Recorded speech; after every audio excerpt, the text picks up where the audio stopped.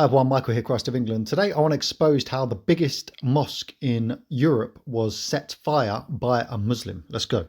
Now this is a pretty shocking story really, because I used to live near Morden, and it is home of the biggest mosque in Europe. And because I lived there, I wanted to look into the details of this mosque and learn about it. And this was when I was really ignorant on Islam. I didn't know much about it. But when I looked into it, I found out that it was not a normal mosque in terms of this was an Ahmadiyya mosque, the sect called Ahmadiyya. And the Ahmadiyyas were kicked out of Pakistan because they are not considered a real Muslim sect. And I somewhat get it, because basically they've accepted that this certain bloke came along and is claiming to be the Mahdi, and he's a continuation of Islam, and they've slightly adapted things. It doesn't really make any sense.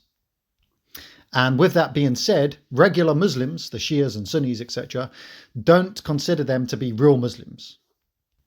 And the Ahmadiyyas fled Pakistan and obviously came to the UK to claim safety and solace from Islam, or the Pakistani Muslims in Pakistan. And one thing it must be noted is that generally the Ahmadiyyas are considered a more peaceful version of Islam, because we know the regular version of Islam is known for its war and, attacking disbelievers and arguing with everybody who's not a Muslim. But the Ahmadiyyas are generally known to be more peaceful. Even outside it says love for all, hatred for none. But the interesting thing is, many years ago, when I was still living there was a massive fire in the mosque, and it caused a load of damage. It took months and months and months, maybe even a couple of years, for them to rebuild the mosque. And I remember at the time thinking, I wonder what happened there. Was this an accident? At the time I was thinking, is this like some racist or so-called Islamophobic person who did the attack? But nothing really came out. We didn't really learn much that happened about the incident. And it was only as I learned about the dangers of Islam, the more I studied Islam, and I was like, they're actually really extreme. And I realized that regular Muslims hate the Ahmadiyyas. It was only then I was thinking, I wonder if this was an actual Muslim who did this. But again, this was years ago. I kind of forgot about it. But the interesting thing was, I met up with some friends, and I think we just randomly got onto this subject. And I found out from him, who basically is known in the community and has certain connections, I found out that it was actually a Muslim who set fire to the mosque. So I was right. It was a terrorist attack on a mosque, on the Ahmadiyya mosque, by a Muslim. I think it was a 14 and a 16-year-old Muslim who attacked or burnt down this mosque. And after I spoke to my friend, I got home, I started looking up news articles to find out, was there an actual reason involved, or was there explanation as to what happened? And funnily enough, I found an article that showed that it was a Muslim, and there was some controversy over, did he do it on purpose? Was it an accident? Obviously he's trying to claim it was an accident, but one of the article clearly shows that they said that it was clearly that seems that this was done on purpose, because the person who carried out the crime, they caused the fire, and then they stood there filming and recording it. And the CCTV footage shows there's no panicking, there's no trying to call out for help. They're filming it as if they're proud of what they've done. So obviously if he's a radical Muslim, or even just a regular Muslim who decided that these Ahmadiyyas are apostates and not real Muslims, so he's going to attack them, he was obviously filming it to show that he was proud of what he had done.